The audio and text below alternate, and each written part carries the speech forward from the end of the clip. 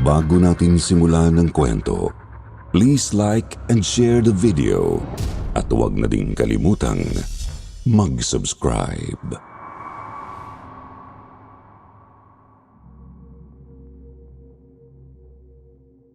Kung minsan, hindi natin mapipili kung kanino mapapalapit ang damdamin natin, lalo na kung likas na sa iyo ang pagiging maalaga at mapagmahal. May mga pagkakataon pa nga na kung minsan kahit tayo ay magugulat na lang sa mga bagay na pwede nating gawin para sa kanila. Ako nga po pala si Nida, isang dating kasambahay at nais ko sanang ibahagi sa inyo ang isang karanasang hanggang ngayon ay bumabagabag pa rin sa aking isipan. Tubong Samar po ako at 19 anyos lang ako nang magdesisyon akong mamasukan bilang kasambahay sa isang mayamang matandang dalaga noon sa Maynila, ayon na rin sa rekomendasyon ng tiyahin ko. Yun po ang unang beses na nakaluwas ako ng syudad, kaya naman sabik na sabik ako. Kahit nga po tutol ang tatay ko sa aking pagalis, ay hindi pa rin ako nagpatinag at tumuloy pa rin ako sa pamamasukan. Yun nga lang, yung unang napuntahan kong amo, Sir Jupiter, ay hindi ko inaasahang masyado palang istrikto. Itago na lang natin siya sa pangalang Madam Soledad. Medyo malupit po siya sa aming mga kasambahay niya, kaya umpisa pa lang talaga ay gusto ko nang umalis sa poder niya. Kaya lang ay ayoko namang umuwi noon ng probinsya namin na walang napala. Sigurado ko siya kung hindi na ulit ako papayagan pa ng tatay ko na bumalik ng Maynila. Kaya naman pinagtiyagaan ko na lang munang mamasukan doon hanggang sa makahanap ako kako ng ibang trabaho. Tuwing sasapit po ang 4:00 ng hapon, natatandaan ko po na palagi akong inuutusan noon ni Madam Soledad na igala sa labas yung mga alaga niyang aso para daw maging pamilyar ang mga ito sa ibang tao at hindi maging ganun kabangis. Meron kasi siyang mga alagang aso noon na pawang malalaki at nakakatakot ang hitsura na sa niyang nagsisilbing mga anak dahil matanda nga itong dalaga. Alagang-alaga niya ang mga ito. Sa katunayan, halos ayaw niya silang paalisan ng tingin sa aming mga kasambahay niya. Kaya nga naging malapit agad ako sa mga asong yun. Mabilis kasi talagang mapalapit ang loob ko sa tao man o hayop. Isa raw yun sa magagandang katangian ko. Isa pa, dahil din kasi sa mga asong yun, nagkakaroon ako ng pagkakataong makisalamuha sa iba pang mga kapwa ko katulong na nagtatrabaho din sa village na yun. Kaya nga nakilala ko noon si Francia. Si Francia po ay bagong kasambahay din noon sa village na halos kaedad ko lang. Naninilbihan siya sa pamilya Santos na siyang kapitbahay naman po noon ng amo ko. Kilala ang mag-asawang Santos sa village na yon dahil parehong doktor ang mga ito na palagi ring laman ng mga medical missions at iba pang kawang gawa sa buong syudad ng Pasay noong araw. Isa raw sila sa mga pinakaunang okupante ng village na yon, gaya rin ni Madam Soledad. Likas na mababait ang mga amo ni Francia ayon na rin mismo sa kanya. Magaan lang daw ang trabaho niya sa mga ito, pagkatapos ay malaki rin sila magpasweldo, kaya nga sa totoo lang ay laking inggit ko sa kanya ng mga panahong yon. Palagi kong sinasabi sa kanya na ang swerte-swerte niya at sa pamilya Santos siya napunta. Lihim kong ang hinihiling palagi na sana ay ako na lang ang nasa posisyon niya para naman hindi ko na kailangan pang magtiis sa malupit at nuknuhukan ng sungit kong amo. Kaya lang, Sir Jupiter, may isang bagay na palaging inirereklamo noon sa akin si Francia. Walang iba kundi ang 10 taong gulang na batang lalaki na nag-iisa ring anak ng mag-asawang Santos. Ang alaga niyang si Miguel. Ayon po kasi kay Francia, kung ano raw ang ikinagaan ng trabaho niya sa mag-asawang Santos ay siya namang ikinahirap pagdating kay Miguel. Salbahe raw kasi ang bata, Sir Jupiter, at napakapihikan sa pagkain. Nang unang beses niyang sabihin sa akin ito, talagang napataas ang kilay ko. Sa isip-isip ko, baka hindi lang sa marunong mag-alaga ng bata dahil sa kanya na rin mismo nanggaling na dalawa lang silang magkapatid sa probinsya. Tapos, siya pa raw ang bunso. Ako kasi sanay akong mag-alaga at mag-asikaso ng mga paslit. 6 kasi kaming magkakapatid, Sir Jupiter, at ako ang panganay na babae. Kaya bata pa lang ako ay gamay na gamay ko na talaga ang gawaing yun. Sa tuwing magkikita po kami ni Francia sa village, palagi na lang ganoon ang nagiging usapan namin. Reklamo rito, reklamo roon ang ginagawa niya. Pagdating sa batang si Miguel na ayon pa sa kanya ay nagiging agresibo pa raw, lalo na sa tuwing sasapit ang kabilugan ng buwan. Isang beses nga sinabi niya pa sa akin na sa tingin niya raw, hindi normal na bata si Miguel.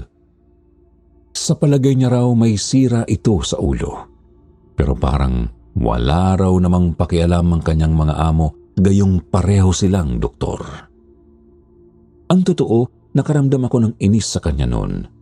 Hindi ko nagustuhan ang ginagawa niyang paninira sa mga amo niya, lalo na at nakikita ko namang hindi nila siya pinababayaan.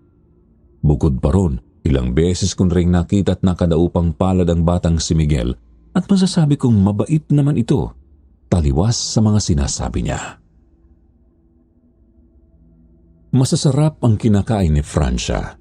Palagi siyang may mga bagong damit, mga gamit at kung ano-ano pang burloloy na ibinibigay sa kanya ng mga amo niya. Kaya nga inggit na inggit ako sa kanya. Lalo na nung iparangya niya sa akin ang isang pares ng magaganda at mukhang mamahaling hikaw na bigay daw sa kanya ni Mrs. Santos bilang regalo sa nalalapit niyang kaarawan.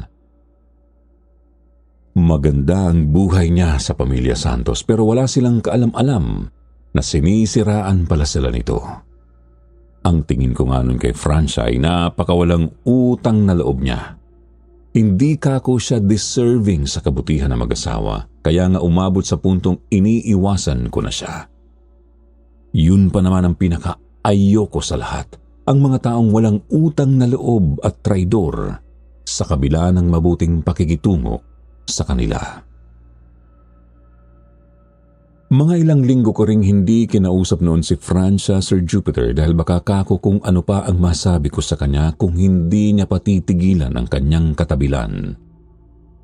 Sa tuwing magkakasalubong kami sa labas ay hindi ko siya pinapansin o di kaya nag-iiba ako ng daan para lang hindi kami magkausap.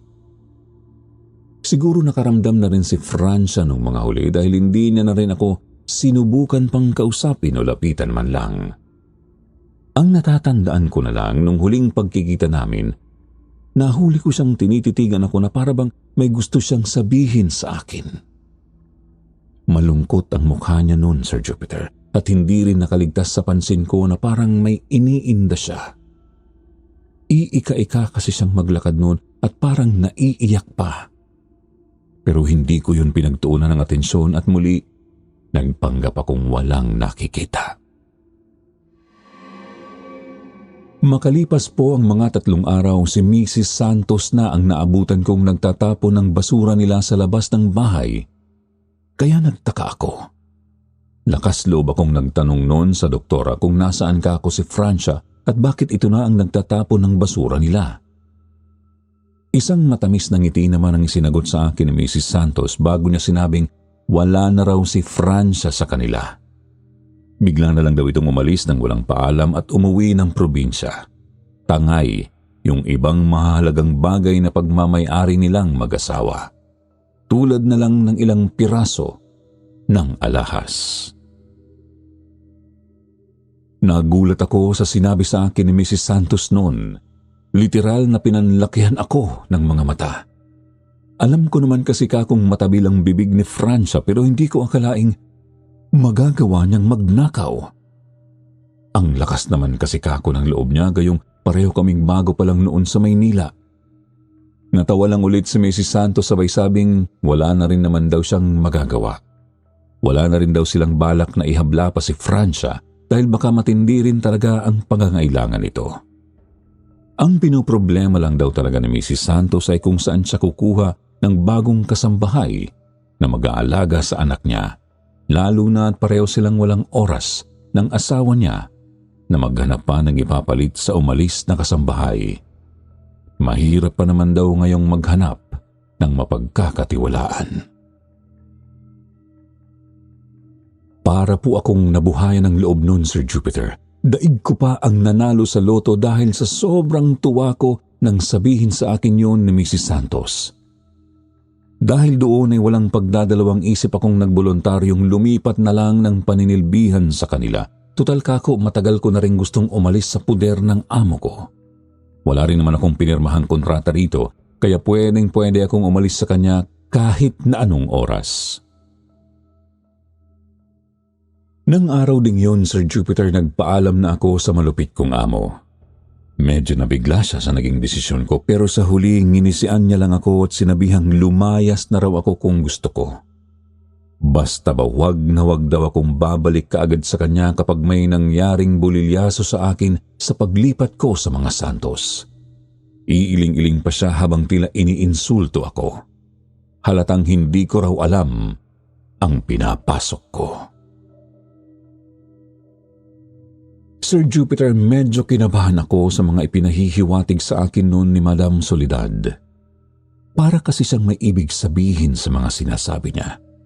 Tila may mga himig yun ng pagbabanta na may hindi magandang mangyayari sa akin kung itutuloy ko ang paglipat ko sa mga Santos. Dahil doon bigla tuloy akong nagdalawang isip sa balak kong paglipat. Kung hindi lang ako biglang nilapitan noon ng isa ko pang katrabaho. Siya ang kumumbinsi sa akin na tumuloy na lang dahil malamang daw ay tinatakot lang ako ng amo namin. Noon pa naman daw kasi ay malaki na ang inggit nito sa pamilya Santos kaya palagi raw sinisiraan nito ang mga kapitbahay niya.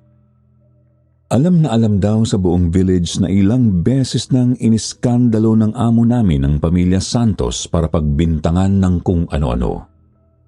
Hanggang sa umabot na raw sa puntong itong si Madam Soledad na ang napagod sa kagagawa ng tsismis tungkol sa pamilya Santos dahil wala naman daw ni isang naniniwala sa kanya sa village na yun sa tuwing may sasabihin siyang laban sa kanila.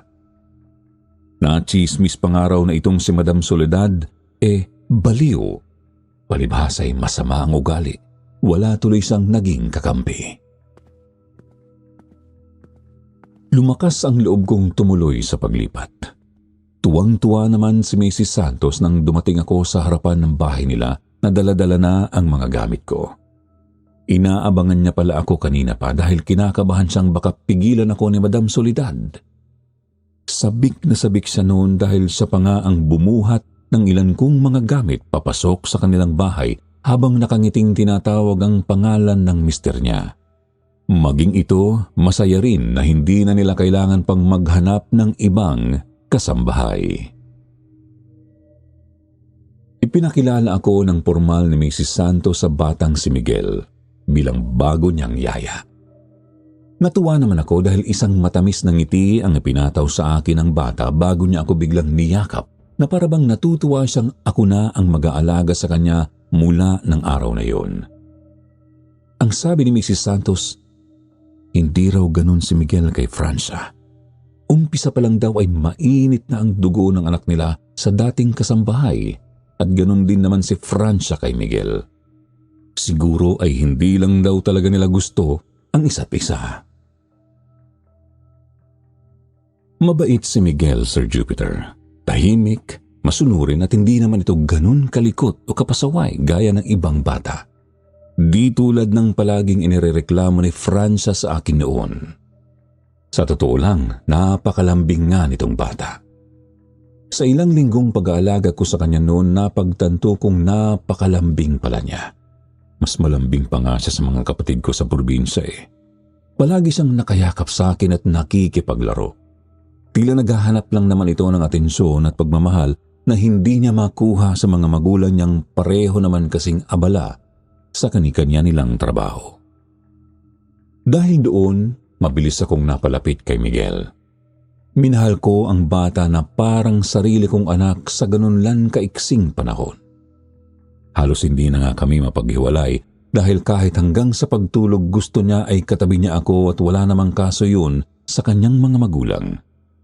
Sa totoo lang, ilang beses nga nila akong binigyan noon ng bonus dahil sa akin lang daw naging ganun si Miguel sa dami ng yaya na umaruga rito.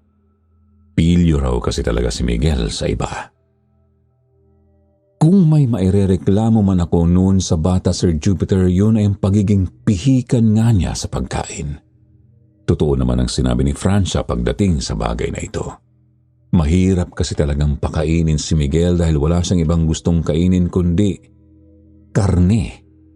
Kaya nung unang dating ko sa bahay ng mga Santos ay nagtaka ako dahil sa sobrang daming stock ng karne sa kanilang frigider.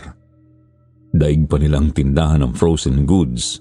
Lahat ng yun para lang kay Miguel dahil ang mag-asawa ay pareho namang vegetarian. Inaamin kong ipinagtaka ko yun nung una pero kalaunan ay nasanay na lang din ako. Siguro nga'y hindi normal si Miguel pagdating sa pagkain pero normal lang naman sa bata ang maging pihikan. Pinilit kong kumbinsihin ang sarili ko tungkol dito. Pero ilang buwan makalipas ng paglipat ko ng pangangamuhan sa kanila, medyo doon ko na napansin ang tila pa kakaiba nga sa ugali ng bata. Noong una ayaw ko pang aminin sa sarili ko, pero hindi yun kayang itago ng mga ebidensyang nasaksihan ko mismo. Una kong napansin ang pagiging malupit ni Miguel sa mga hayop, Sir Jupiter. Isang beses kasi may naligaw na pusang kalye noon sa bakuran ng mga Santos habang nagluluto ako ng pananghalian namin ng alaga ko. Kaming dalawa lang noon ang nasa bahay. Hinahanap ko na si Miguel dahil nakahain na sa hapag ang pagkain nang matagpuan ko siya sa likod bahay. May hawak siyang sako at doon ay isinilid niya yung pusang kalye habang malawak ang pagkakangisi niya. Sinaway ko si Miguel noon pero parang wala siyang naririnig kaya napilitan akong agawin sa kanya yung sako. Pagkatapos pinagsabihan ko siya ng maayos na masamang pinaglalaruan ang mga hayop dahil may buhay din sila. Hindi ako sinagot ni Miguel noon pero nakita kong hindi naaalis ang tingin niya doon sa pusa kahit pa pinakawalan ko na ito mula doon sa sako.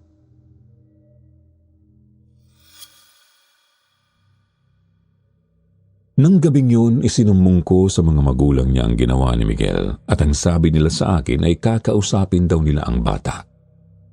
Ang buong akala ko naman magiging okay na ang lahat. Pero paggising ko kinabukasan, Sir Jupiter, nakita ko si Miguel. Nakatayo sa paanan ng higaan ko habang hawak-hawak ang magkahiwalay na ulo at katawan ng pusang kalye. Punong-puno ng dugo ang mga kamay niya at tumutulo pa mula doon sa pugot na ulo ng pusa ang dugo nito. Napahiyaw ako noon sa gulat. Si Miguel naman nagsimulang umiyak at humingi ng tawad sa akin. Nagpaliwanag siya na nagpunta raw kasi sa loob ng kwarto niya yung pusa at kinalmot daw siya nito kaya naggalit siya. Ipinakita pa ni Miguel sa akin yung sugat sa braso niya kaya sobrang nag-alala ako at agad ko siyang isinugod sa klinik. Pinaturukan ko siya ng anti-rabies dahil malalalim ang mga kalmot na tinamo niya sa pusa. Sir Jupiter, iyak ng iyak si Miguel noon. Panay ang hingi niya ng sorry sa akin. Panay din ang tanong niya kung galit ba ako sa kanya pero panay din naman ang sagot ko ng hindi. Naaawa ako sa kanya sa totoo lang. Pakiramdam ko noon may mali sa isip ni Miguel dahil mabilis nga siyang magalit at makagawa ng mga bagay na masyadong bayolente para sa edad niya. Dahil doon naisip kong igala na lang muna siya sa labas para naman ma-relax ang isip niya. Buong araw kaming nagliwaliw noon. Nagpunta kami sa park, sa mall, tapos naisipan kong dalhin si Miguel sa ihawan at doon ay kumain kami ng isaw, Betamax, atay at kung ano-ano pang street foods kaya tuwang-tuwa ang alaga ko. Hindi ko na naisip na baka pagalitan ako ng mga amo ko noon dahil ang gusto ko lang naman ay pasayahin ng bata. Padilim na nang makauwi kami ng bahay. Doon ko lang naalala na hindi ko pala nagawang itapon yung patay na pusa kanina. Naiwan yun doon sa kwarto ko dahil sa sobrang pagmamadali kong dalhin si Miguel sa klinik. Agad-agad tuloy ay kumilos na ako habang si Miguel naman ay binalinan ko ng maglinis ng katawan. Nang lumabas ako ng bahay para itapon yung iniligpit kong patay na pusa na medyo inuuod na dun sa sahig ng kwarto ko, doon ko lang namalayan. Na bilog ang buwan nun, tapos medyo namumula pa kaya kinilabutan ako. Ang paniniwala kasi sa amin sa probinsya, masama raw lumabas ng gabi kapag ganong bilog at namumula ang buwan o yung tinatawag na blood moon. Malas daw kasi yun. Nagmadali na tuloy akong pumasok para i-check si Miguel sa kwarto. Pag-akyat ko, Sir Jupiter, nakarinig ako ng malakas na kalabog sa kwarto ni Miguel. Nasa hagdanan pa lang ako noon kaya dali-dali akong kumaripas ng takbo kahit na halos magkandara pa na ako. Pagpasok ko ng kwarto, nakita kong nakahandusay yung bata sa sahig. Nangingisay siya at tumitirik ang mga mata niya, kaya bigla na lang akong nataranta. Nagsisigaw ako noon sa takot. Panay ang tawag ko sa pangalan ni Miguel habang sinusubukan ko siyang gisingin.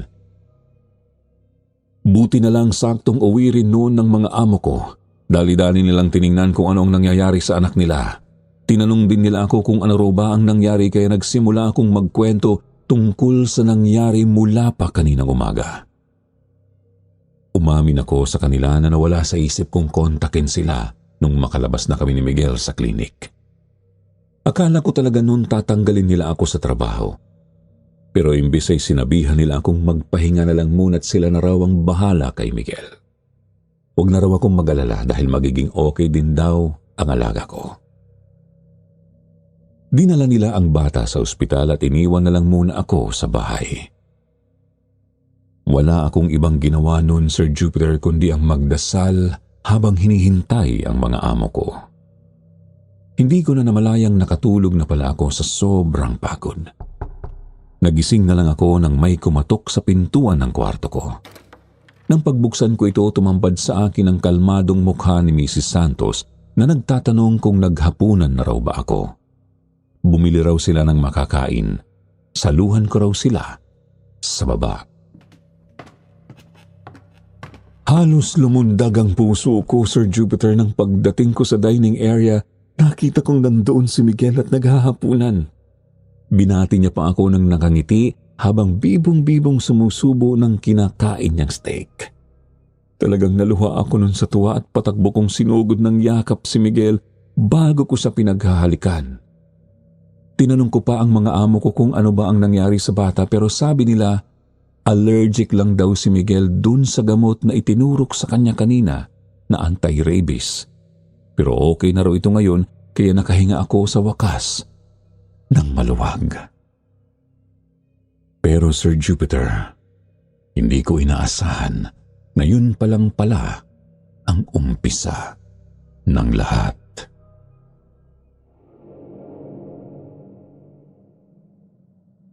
Ilang araw ang lumipas matapos ang pangyayaring yun, tila mas lalo pang naging agresibo si Miguel pagdating sa mga hayop.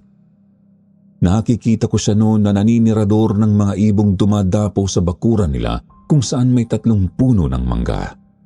At kapag may nahuli siya, tinatanggalan niya ito ng mga lamang loob gamit ang sarili niyang mga kamay.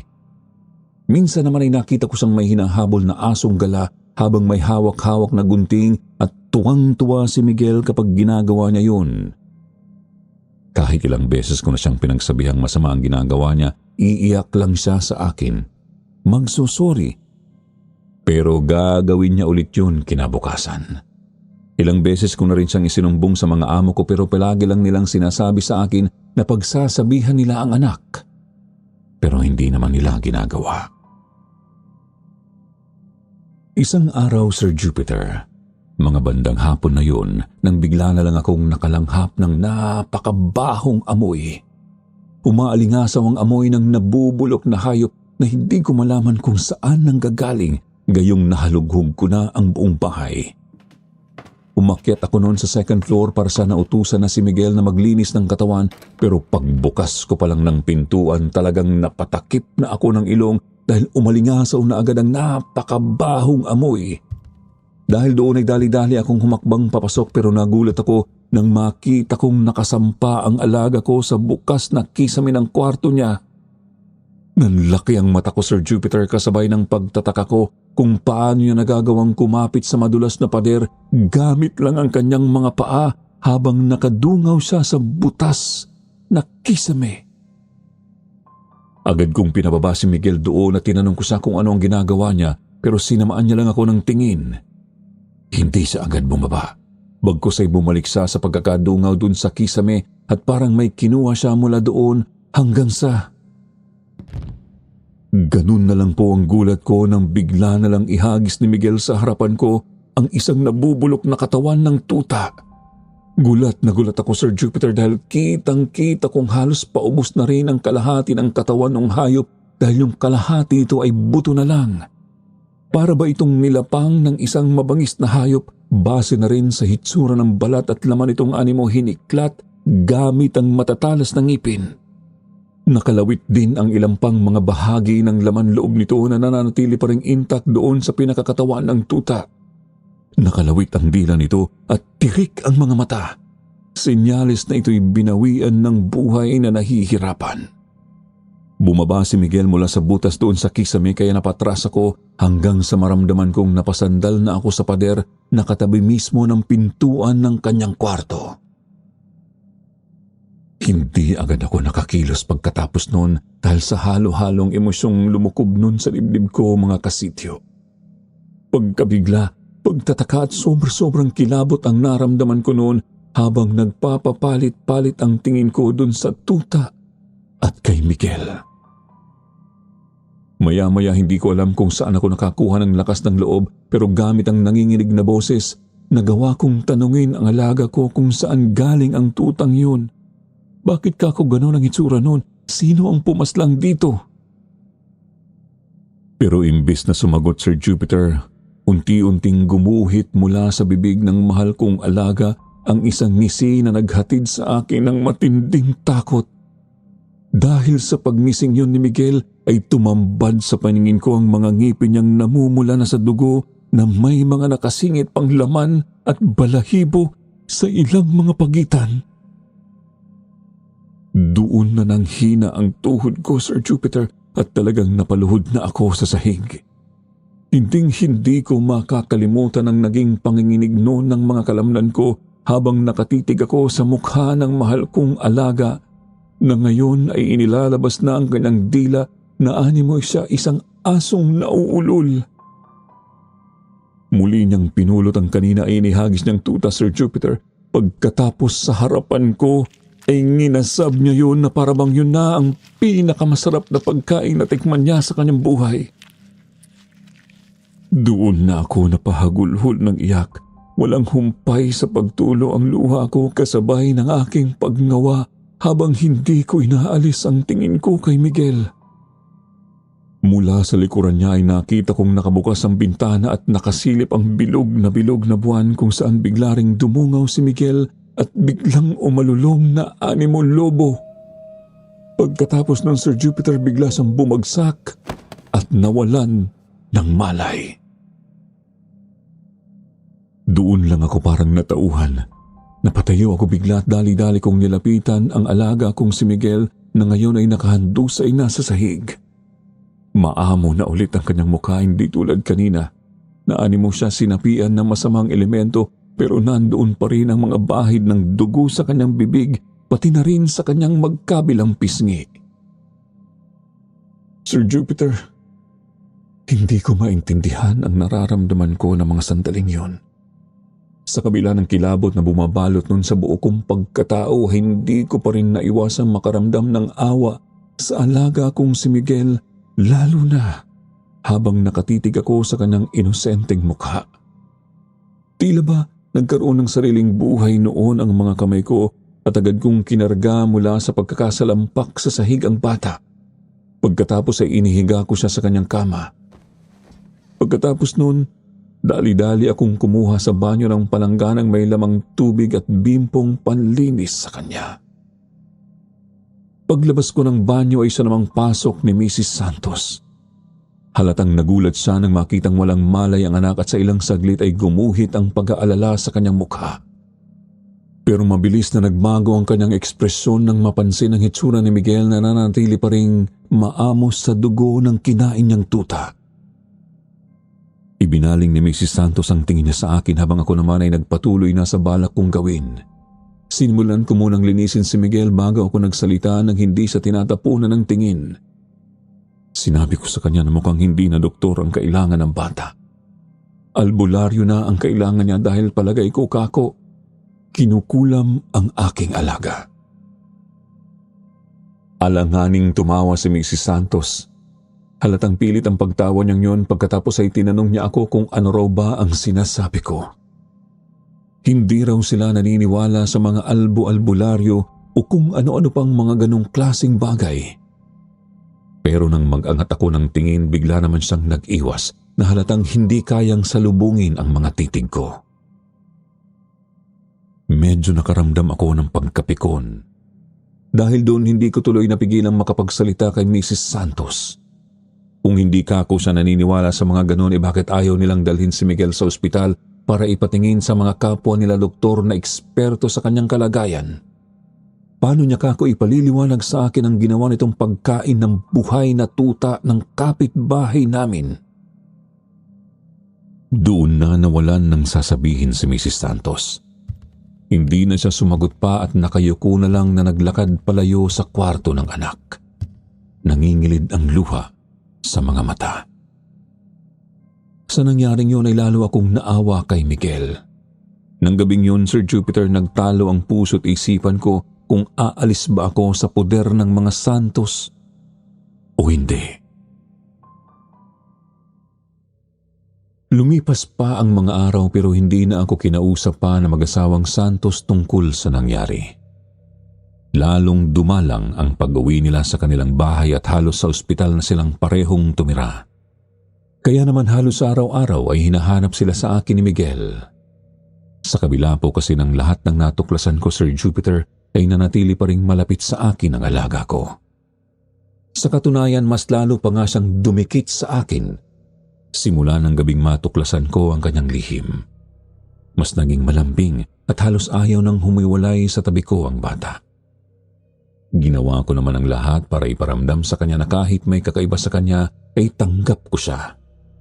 Binusog ko siya ng pamamahal ko katulad ng ginagawa ko noon sa mga kapatid ko para kahit papaano ay lumaki siyang mabuting bata. Umaasa akong sa kabila ng nangyayari sa kanya noon ay magagawa niyang lumaking normal. Ilang linggo rin pong tumagal ang ganong asta ni Miguel pagdating sa akin. Napapansin ko na parabang ayaw niya akong humihiwalay sa tabi niya sa lahat ng oras. Pero inisip ko pa rin baka dahil lang yun sa naghahanap nga ng atensyon ang bata. Hanggang sa nagsimula akong makaramdam noon ng kakaiba sa sarili kong katawan.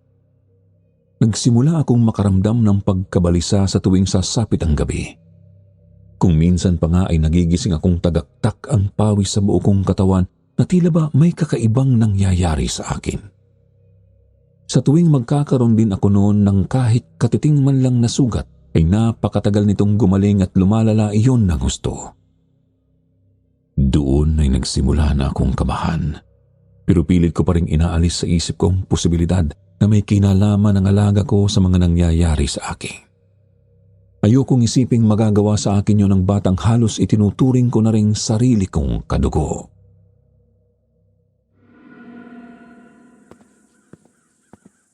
Hanggang may isang hapong lumabas akong mag-isa ng bahay upang magtapon ng basura. Naabutan ko mismo sa labas ng gate namin si Madam Soledad, ang dati kong amo. Nakahalukip-kip ang mga braso niya na parabang may inaabangan talaga siyang lumabas mula sa loob ng bahay ng mga Santos. At nakumpirma ko yun nang bigla niya akong tawagin. Tinanong ko ang matanda kung ano ang kailangan niya pero nagulat na lang ako nang bigla niyang hawakan ang braso ko. Pagkatapos nun ay nangilabot ako nang tanungin niya ako kung sa wakas ba ay alam ko na ang itinatagong sikreto ng mapagpanggap na pamilyang pinagsisilbihan ko. Napaiwas ako ng tingin nun sa kanya Nagmaang-maangan pa nga ako nung una at sinabi kong hindi ko alam ang sinasabi niya pero tinawanan lang ako ni Madam Soledad. Ang sabi niya sa akin, nakita niya raw ako nung nakaarang araw na nagtatapon ng mga patay na pusa sa basurahan. Kitang-kita niya raw ang kalunos-lunos na itsura ng mga ito at alam niya raw na ang mga ito ay biktima ng batang aswang. Nanlaki ang mga mata ko't muli akong napatingin sa mukha niya noon. Muli akong tinawanan ni Madam Soledad habang sinasabing mukhang hindi ko pa raw alam ang buong katotohanan tungkol sa alaga ko. At doon ay isiniwalat niya sa akin ang lahat. Ayon kay Madam Soledad, hindi raw totoong anak ng mag-asawang Santos ang batang si Miguel. May 10 taon na raw ang nakalilipas noon nang kasabay ng paglipat nila sa lugar na ito ay ang pagtanggap din nila sa pinakauna nilang kasambahay na itago na lang natin sa pangalang Elinda. Kaedad ko raw ito nang dumating sa pamamahay ng mag-asawang Santos at tulad ko ay isa ring probinsyana. Ilang buwan pa lang daw noong naninilbihan sa Elinda sa mag-asawang doktor nang bigla na lang daw nitong kinailangang umuwing saglit sa kanilang probinsya dahil sa pagpanaw ng kanyang lola. Bumalik din naman daw si Elinda pagkalipas ng 2 linggo pero sa muling pagbabalik nito ay malaki na raw ang kanyang ipinagbago. Palaging tulala, halatang wala sa sarili. Tila ba may malalim itong itinatagong sikreto na hindi naman malaman ng mag-asawa dahil ayaw naman nitong magsalita. Hanggang sa may iba pang mga kakaibang pangyayaring nagsimulang maramdaman ang mag-asawa na noong una ay hirap na hirap silang paniwalaan. Sir Jupiter, hindi ko alam noon kung maniniwala ba ako o hindi kay Madam Soledad nang sabihin niya sa akin na nagsimula raw dalawin ng isang binatang aswang si Elinda sa bahay mismo ng mga Santos. Makailang ulit daw kasing nasaksihan mismo ng kanyang mga mata na nakikipagkita nga ang dalaga sa nasabing nilalang doon mismo sa likod bahay ng kanyang mga amo. Hanggang sa isang araw, bigla na lang daw nawala si Elinda. Umalis daw ito nang walang paalam sa mag-asawa pero malaki raw ang hinala ni Madam Soledad noon na ito ay sumama sa kalaguyo niyang aswang. Makalipas ang 9 na buwan, muling bumalik si Elinda sa puder ng mga Santos. Dala ang isang sanggol. Payat na payat raw noon si Elinda at halatang may iniinda ng malubhang sakit. Kaya naman gusto na nitong ipaampon ang kanyang anak sa dati niyang mga amo na noon ay tuwang-tuwa naman dahil matagal na rin naman nilang hinihiling at gustong magkaanak. Pagkaalis daw ni Elinda noon ay agad na nakialam itong si Madam Soledad at binalaan ang mag-asawa tungkol sa tunay na pagkatao ng batang balak nilang ampunin. Pero imbes ay hindi raw nakinig ang mga ito. Binaliwala nila ang kanyang mga sinasabi at doon na nga nag-umpisa ang kanilang mga naging alitan. Nang sandaling yon, binalaan na rin ako ni Madam Soledad na ilang beses na raw nawawalan ng katulong ang mga Santos. Kaya naman mag-ingat daw ako. Pagkatapos ay binitawan na niya ako't dire-diretso sang pumasok sa loob ng kanyang bahay. Malakas ang kalabog ng dibdib ko nang muli akong pumasok sa bahay ng mga Santos, lalo na nang makasalubong ko sa pintuan si Miguel na tila ba kanina pa ako inaabangan. Nakasimangot ang bata pero agad din naman siyang napangiti nang makita ako pagkatapos ay yumakap ng mahigpit sa akin. Kung noon, Sir Jupiter, ay nalalambingan ako kay Miguel sa tuwing gagawin niya yun, nang mga sandaling yun, iba na ang naramdaman ko. Biglang nagtayuan na ang mga balahibo ko sa braso, lalo't hindi rin nakaligtas sa paningin ko ang ginawa niyang pagsinghot sa amoy ko na tila ba ninanamnam niya yun.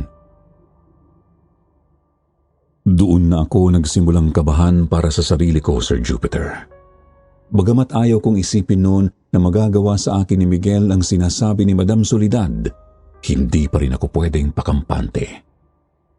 Alam ko na ngayong may basihan ang lahat ng mga sinabi at ikinuwento niya sa akin kaya hindi ko na maiwasan pang kabahan. Dahil doon nagsimula na rin akong lumayo kay Miguel. Palagi na akong umiiwas sa bata. Palagi akong humahanap ng pagkakataong lumayo sa kanya. Pero higit sa lahat noon ay nagsimula na rin akong maglagay at magtabi ng mga pangontra at panlaban para protektahan ang sarili ko. Bawang, asin, rosaryo at kung ano-ano pang mga kilalang bagay na kilalang pantaboy sa mga nilalang na tinatawag na aswang. Halos madurog ang puso ko nang makita kong talagang naaapektuhan nga ng mga yon si Miguel. Doon ay parang nakumpirma kong totoo nga ang sinasabi ni Madam Soledad na ang alaga ko ay anak nga ng isang aswang. Sir Jupiter, lalo pong tumindi noon ang pagnadalawang isip ko kung dapat na ba akong umalis o hindi sa puder ng mga Santos. Madaling sabihin dapat ay umalis na nga lang ako, umpisa pa lang na nalaman ko ang tungkol sa kanilang sikreto. Pero gusto ko lang ipaliwanag sa inyo na ng mga panahong yon ay bata pa ako. At hirap na hirap akong labanan ang awa at pagmamahal na nabuo ko na para sa aking alaga. Gusto ko talaga nung tulungan si Miguel pero natatakot din ako para sa aking sarili. Bukod pa sa hindi nga kami halos nagkikita noon ng mga amo ko, kaya hinihintay ko pa ang sweldo ko para makauwi ako ng probinsya kung sakaling mabuo na ang desisyon ko. Pero isang napakatinding pangyayari noon ang talagang nakapagpakumbinsi sa akin na lumayo na at umalis sa lugar na yon. Maaliwalas ang umaga ng araw na yon, hindi gaanong mainit at hindi rin gaanong makulimlim. Tamang-tama lang ang panahon kaya naisipan kong magwalis-walis muna ng mga tuyong dahon sa likod bahay ng mga Santos. Dahil natanawan ko kagabi mula sa bintana ng kwarto ko na napakarami na palang kalat doon. Tulog pa naman ang alaga kong si Miguel kaya may oras pa ako para maghanda ng kanyang almusal. Pero habang nagwawalis ako sa isang sulok, may napansin akong isang maputing bagay na tila ba nakausli mula dun sa lupang nakaumbok ng bahagya at natatakpan ng isang lumang trapal na mukhang matagal nang nakatambak doon. Nilapitan ko naman agad yun at wala sa loob na nilinis din ang nasabing bahagi. Pero ganun na lang ang kulat ko nang makita kong ang kulay puting bagay na yon ay isa palang bungo. Nakumpirma ko yun nang mapansin ko ang mga buhok na dumikit at humalo na sa lupa pero nakakabit pa rin sa tuktok nito. Kalahati lang ang nakikita kong nakasilip mula sa pagkakabaon ng bungo sa lupa pero hindi ako pwedeng magkamali. Bungo nga iyon ng tao. Bigla akong napaupo, Sir Jupiter. Halos pagapang akong umatras palayo dun sa bungo, lalo na nang makita kong pinamahayan na ng mga uod at bulate ang mga mata nito. Sinulyapan ko na noon ang trapal na inalis ko sa ibabaw noon kanina at doon ko nakitang may isang kumikinang na bagay na sumabit doon. Isang pamilyar na uri ng alahas. Ang hikaw na iniregalo noon ni Mrs. Santos kay Francia na labis kong kinainggitan. Para akong binuhusan ng malamig na tubig habang nagpapalit-palit ang tingin ko sa hikaw pati na rin doon sa bungong nakausli sa umbok na lupa. Isang nakakapangilabot na hinala ang naisip ko ng mga sandaling yun. Alam kong masamang magbintang, Sir Jupiter, pero malakas talaga ang kutob ko na ang may-ari ng bungong nakita ko noon sa likod bahay ng mga Santos ay ang bungo ni Francia. Siya yun, base na rin sa hikaw na nakita ko mula dun sa trapal na inalis ko. Grabe ang naging pagpipigil ko noong sumigaw. Pinilit kong kalmahin ang sarili ko at dali-dali akong tumayo para magtungo sa kwarto ko at mag-empake ng gamit. Dalawa lang kami ni Miguel ng mga sandaling yun sa bahay, kaya takot na takot akong maabutan niya akong nagmamadaling umalis. Baka mamaya gawin niya rin sa akin ang kung anumang ginawa niya sa dati niyang tagapag-alaga. Hindi ko na nga nakuha noon ang lahat ng gamit ko, talagang lumabas na lang ako ng bahay. Hindi ko alam kung saan ako pupunta noon pero kailangan ko na talagang umalis doon bago pa ako mapahamak. Wala pa man din akong kapera-pera, Sir Jupiter. Hindi pa rin kasi binibigay sa akin noon ng mga amo ko ang natitira kong sahod sa kanila. Mabuti na lang po paglabas ko pa lang ng bahay, narinig kong sinitsitan ako ni Madam Soledad mula doon sa bintana niya. Paglingon ko, bigla niyang ibinato sa akin yung isang pitaka na laking gulat ko nang makita kong may lamang pera. 10,000 yun kung tama ang pagkakaalala ko. Pagkatapos ay sinenyasan niya akong umalis na sa lalong madaling panahon. Wala na akong ibang nagawa nun kundi ang mapausal ng pasasalamat kay Madam Soledad kahit na hindi ko alam kung narinig o naintindihan niya ba yun. Palabas na ako nun sa gate ng mga Santos, Sir Jupiter, nang muli akong mapalingon sa bahay ng aking mga amo. Tinanaw ko ang bintana ng kwarto ni Miguel sa huling pagkakataon. Pero ganun na lang ang gulat ko nang makita kong nakatanaw na pala mula doon ang aking alaga. Pero hindi siya sa akin nakatingin, kundi kay Madam Soledad na patuloy pa rin akong sinesenyas ang umalis na sa lugar na yun.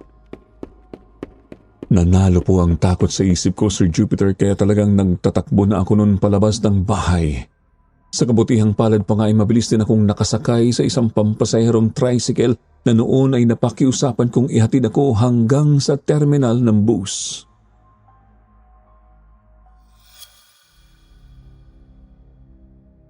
Wala na akong narinig na kahit na ano tungkol sa mga Santos pagkatapos kong makauwi ng probinsya, Sir Jupiter. Mukhang hindi na rin naman ako hinanap pa ng mga amo ko o kahit ni Miguel dahil hindi naman nila ako sinubukan pang kontakin noon. Pero aaminin kong matagal pa ang inabot bago tuluyang bumalik sa normal ang buhay ko. Nahirapan din kasi akong alisin sa isip ko ang ginawa kong pag-aabandona kay Miguel. Hindi ko alam kung bakit talagang nakonsensya ako ng malala noon kahit na alam ko namang wala akong ginawang kasalanan.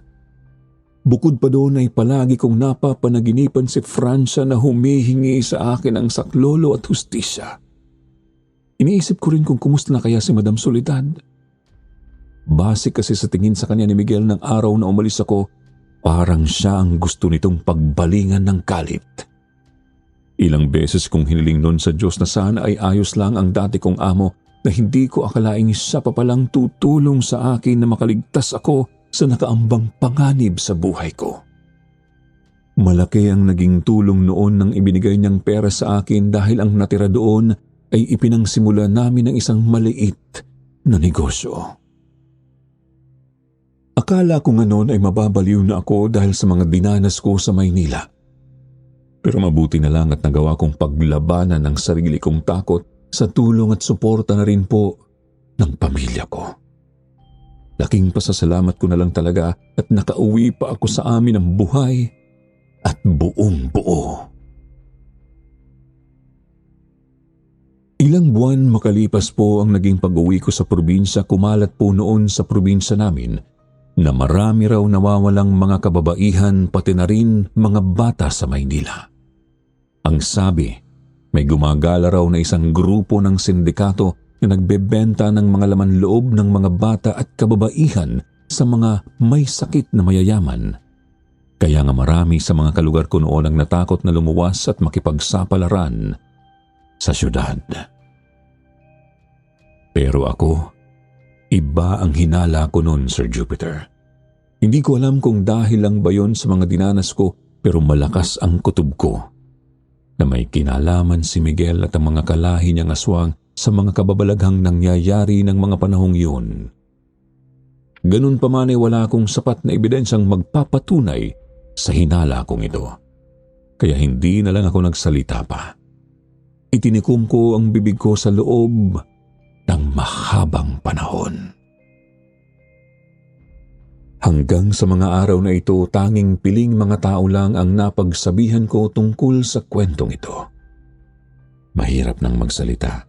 Kahit naman kasi magsumbong ako noon sa mga pulis, sino ang maniniwalang yung nakita kong bungo sa likod bahay ng dati kong among doktor ay biktima ng isang batang aswang?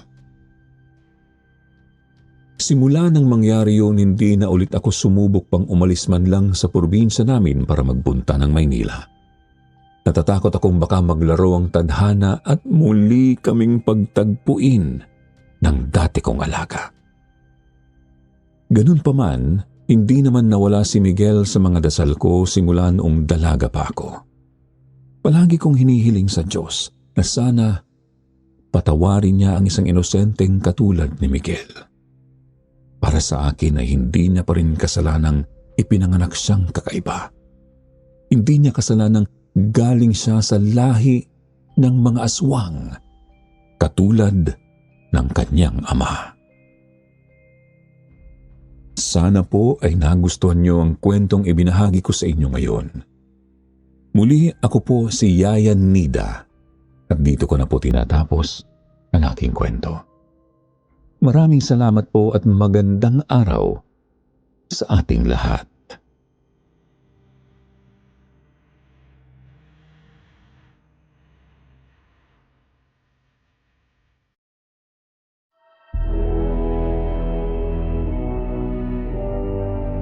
Asong Mandaragit.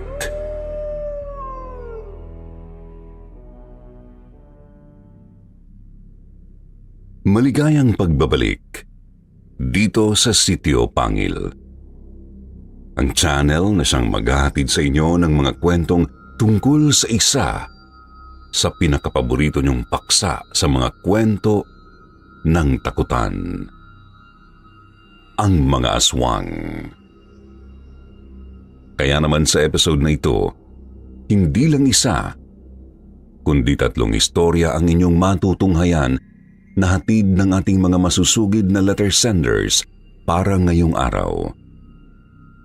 Kaya naman wag na natin itong patagalin pa mga kasityo. Pakinggan na natin ang kanya-kanyang mga kwento. Mag-asawa sa kubo.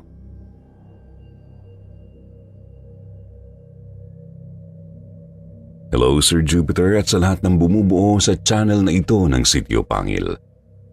Ganun din po sa lahat ng sumusubaybay sa channel na ito. Tawagin niyo na lang po ako bilang Miming, 33 years old.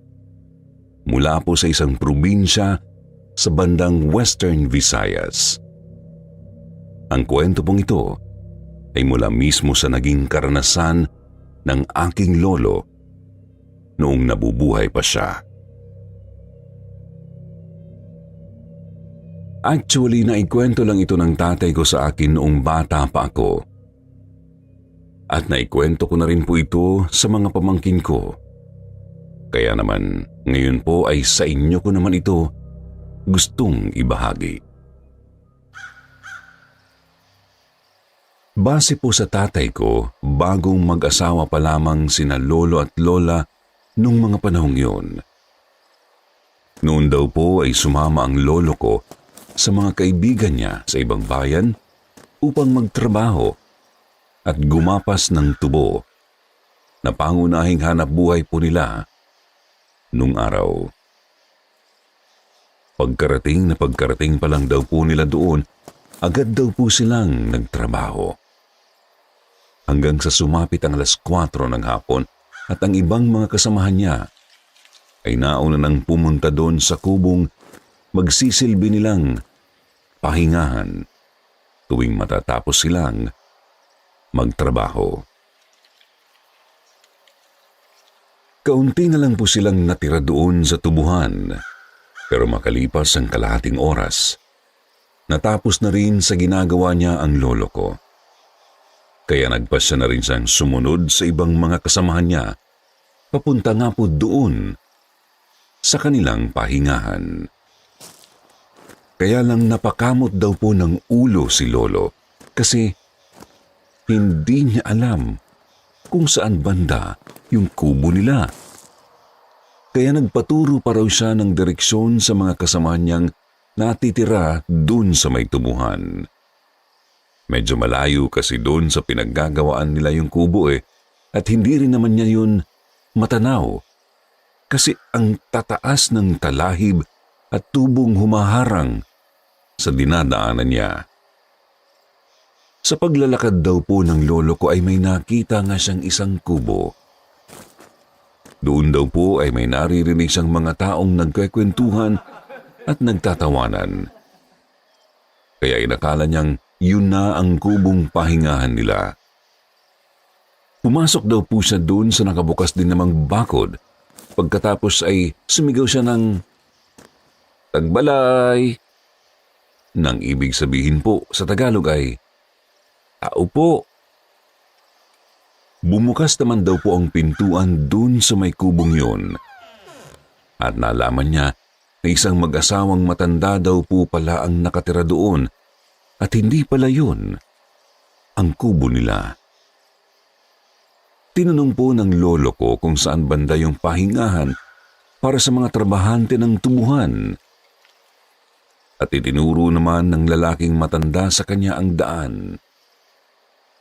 Pero nung aalis na raw po sana si lolo, ay bigla daw po siyang inaya ng matandang lalaki na pumasok muna sa bahay nila at uminom daw muna siya ng tuba. Tutal ay oras na naman ng kanilang pahinga. Sa mga hindi po nakakaalam, ang tuba ay yung alak na galing sa niyog. Pinaunlakan naman po ng lolo ko ang paanyaya ng matanda at pumasok na sila sa loob ng bahay.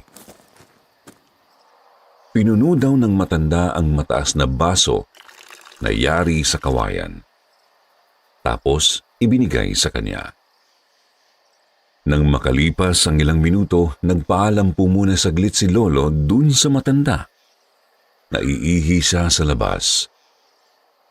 Pero nagtaka raw po siya nang hindi pumayag ang mag-asawa na lumabas siya. Ang sabi raw po ng mga ito, doon na lang sa kusina nila umihi. Pero lalo raw pong nagtaka si lolo nung nakita niyang isinara bigla ng matandang babae ang pintuan. Nakaramdam si lolo ng hindi maganda. Kaya pinilit niya talagang lalabas na lang siya, pero hinawakan daw po siya bigla ng lalaki.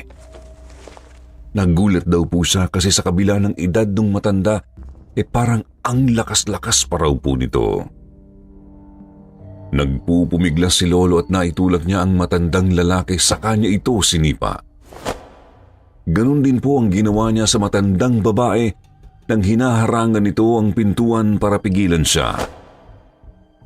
Nung nagtaob daw po ang matandang babae ay saka sinipa ni lolo yung pintuan ng kubo para lang siya makalabas.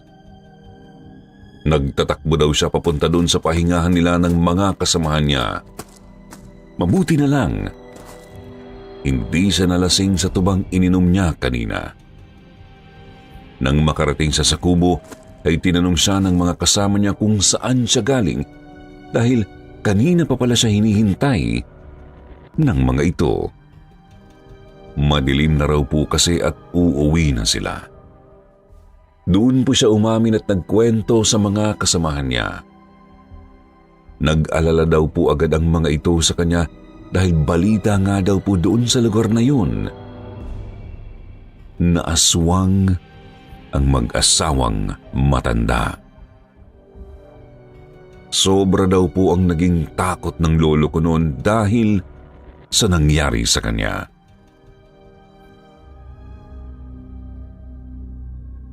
Naglakad po sina lolo at ang mga kaibigan niya pauwi. Kaya lang sa kanilang lahat ay si lolo raw po ang pinakamalayo pa ang uuwi ang bahay. Madadaanan pa raw niya ang kakahuyan at palayan bago siya makarating sa kanila. Noon daw pong siya ay mag-isa na lang at naglalakad sa malawak na bukid na yun, bigla raw po siyang may nakitang aso sa unahan.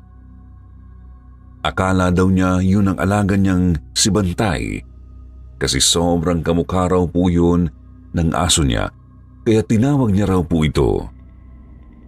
Tumatakbo naman daw po yung aso palapit sa kanya at lumulusot ito sa pagitan ng kanyang mga binti. Ilang beses daw po itong ginawa ng aso habang kakawag-kawag pa ang buntot at napansin niya kada lusot daw po nito, parang unti-unti raw pong lumalaki yung aso at animo biglang namumula ang mata. Doon na raw po natigilan si Lolo.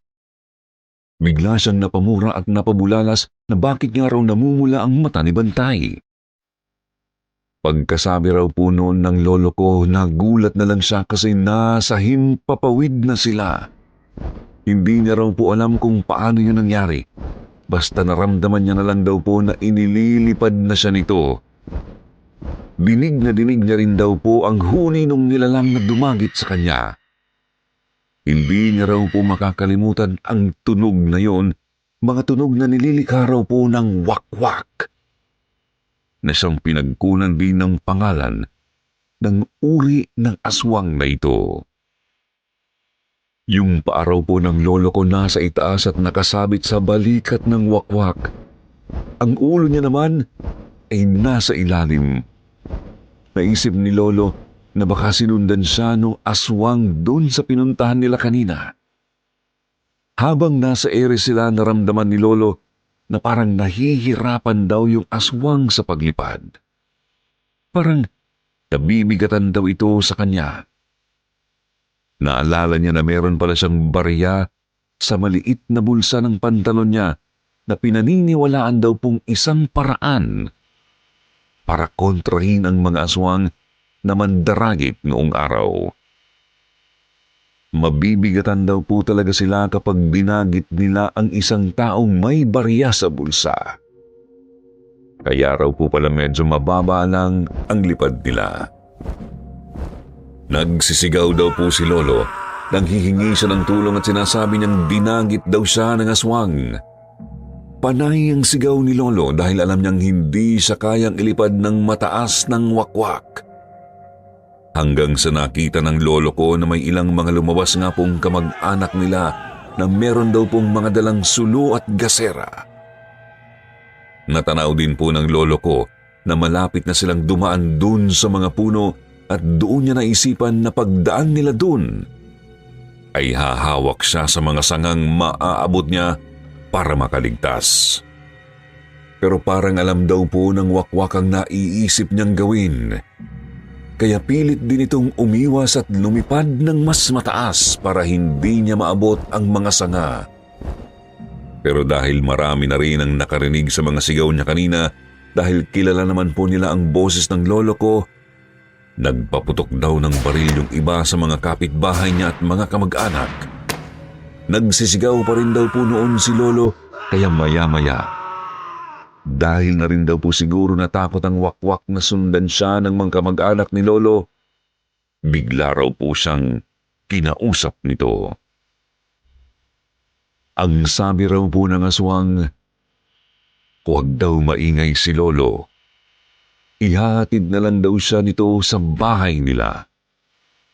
Doon nga, inilapag daw po bigla ng aswang si lolo sa isang punso na malapit sa kanilang bahay. Narinig ng lola ko ang kalabog sa labas, kaya lumabas siya bitbitang gasera. Nakita niya si lolo at tinulungan itong makatayo. Inalalayan daw po siya ni lola papunta sa loob ng bahay. Dito ay ikinuwento na niya kay lola ang nangyari. Pasalamat na lang daw po ang lolo ko dahil hindi siya tuluyang nadala ng aswang. Marami pa raw po talagang naging karanasan si lolo noon. Lapitin daw po kasi talaga siya ng aswang sa hindi malamang dahilan. Kaya nga po nagdesisyon itong magpatato ng krus sa kamay niya para makaiwas. Meron daw po kasing nagsabi sa kanya na isang paraan yun para maitaboy niya ang mga ganong klaseng nilalang. Doon na po nagtatapos ang kwento ko. At sana ay nagustuhan niyo po ito, Sir Jupiter. Mayong adlaw o gabi sa inyong tanan. At marami pong Salamat.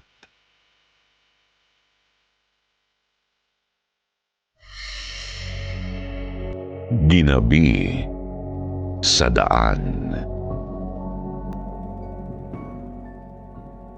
Magandang araw po sa inyong lahat, lalong-lalo na po sa inyo, Sir Jupiter. Ako nga po pala si Obet, hindi ko tunay na pangalan. Tubong Quezon Province po ang mga magulang ko, pero dito na po sila nagkakilala at nagpakasal sa lalawigan ng Laguna, kung saan ako ipinanganak at lumaki. Una po kaming tumira noon sa gitna ng isang malawak na palayan na ipinasasaka po sa amin ng mayamang may-ari nito na nakabase po sa ibang bansa. Halos wala po kaming kapitbahay doon dati. At kung meron man, malalayo po ang agwat noon. Siguro ang pinakamalapit lang naming kapitbahay noon mga 20 metro ang layo mula sa amin. Buntis daw po si nanay noon sa akin, samantalang ito naman pong si tatay, pauwi pa lang sa bahay galing sa maghapong pag-aararo ng tatamnan niyang palayan.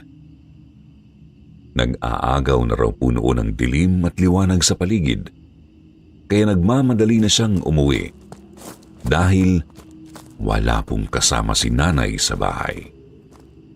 Dala-dala pa man din daw po noon ni tatay ang kanyang karit o yung matalas na palikong metal na ginagamit niyang pantabas ng talahib. Nang mapadaan siya dun sa malaking puno ng mangga na madadaanan niya muna bago pa siya makarating sa bahay namin, Sir Jupiter. Bigla raw po siyang napahinto nang mapatapat siya doon. Umangin din daw po kasi bigla ng malakas. Tapos parang may kung anong malaking bagay mula sa himpapawid na bumagsak dun mismo sa punong yun na may mayayabong na dahon. Napatingala raw po agad si tatay. Nagulat siya kasi halos mabuwal yung puno sa harapan niya. Sinipat-sipat daw po ni tatay kung anong bagay yung bumagsak. Pero dahil sa sobrang yabong ng dahon ng punong mangga na yun, halos hindi niya maaninag kung ano ba ang nasa likod nun. Nagkibit balikat na lang daw tuloy si tatay. Tapos akma na sana siyang uuwi sa bahay nila. Kaya lang napalingon siya ulit dun sa may puno nung makarinig siya na parang may gumagaralgal dun. Tunog angil ng aso ang naririnig ni tatay. Umaangil na parang hinihingal. Yun daw po mismo ang naririnig niya. Tapos bigla raw po siyang may nalanghap na napakasangsang na amoy. Malansa raw yun, amoy bulok na isda. Nakakasuka raw, sabi ni tatay. Doon pa lang, medyo kinabahan na siya, kaya dali-dali siyang naglakad palayo. Halos lakad-takbo raw po ang ginawa niya noon. Kasi naalala niya bigla yung usap-usapan ng mga kapwa niya magsasaka nung isang araw na meron daw silang namataang aswang sa bubungan ng bahay nung matandang may sakit dun sa kabilang ibayo. Hindi naman po likas na matatakotin si tatay. Pero ng mga sandaling yun daw po kinabahan siya para kay nanay at sa akin na ipinagbubuntis pa lang ng mga panahong yun. Pagdating daw ni tatay sa bahay humarap agad siya dun sa bintana nila kung saan tanaw na tanaw yung punong manggang na daanan niya kanina. Isinarado niya yun agad, Sir Jupiter.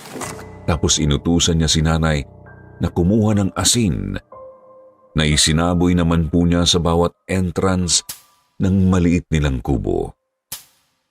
Nagsabit din daw po si tatay noon ng mga bawang sa bintana at pintuan nila. Nang tanungin daw po siya ni nanay kung bakit niya ginagawa yun, Hindi raw po niya sinabi ang totoo. Basta ang sabi niya lang kay nanay, yun daw ang payo sa kanya ni Caselia. Yung matandang manghihilot na nakatakda raw pong magpaanak kay nanay. Sabi pa raw ni tatay wala naman daw kasing masama kung susundin nila ang sinabi nito. Ayaw kasi ni tatay na matakot si nanay, kaya hindi niya sinabi yung nangyari kanina sa daan. Baka raw kasi makasama pa sa pagbubuntis niya.